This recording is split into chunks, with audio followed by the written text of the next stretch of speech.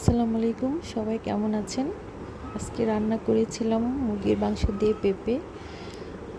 তো শুরুতে আমি তেল দিয়ে দিয়েছি, তারপর তেজপাতা, এলাচি, দারচিনি, তারপর হলুদ, মরিচ, ধনিয়া, আদা, রসুন, লবণ দিয়ে ভালো করে কষিয়ে নিয়েছি। তারপর অল্প পানি দিয়ে কষিয়ে নেওয়ার পর তারপর মুরগির মাংস দিয়েছি, দেশি মুরগির মাংস।